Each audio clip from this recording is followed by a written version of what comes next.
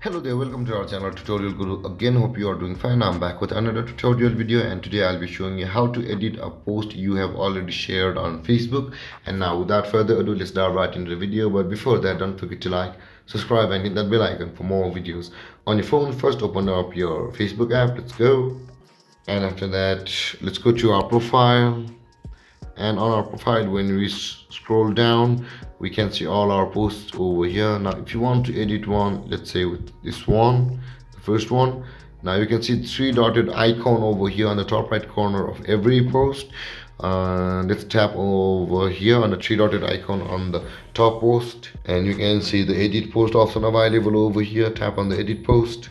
Now you can see you are able to edit the post however you want.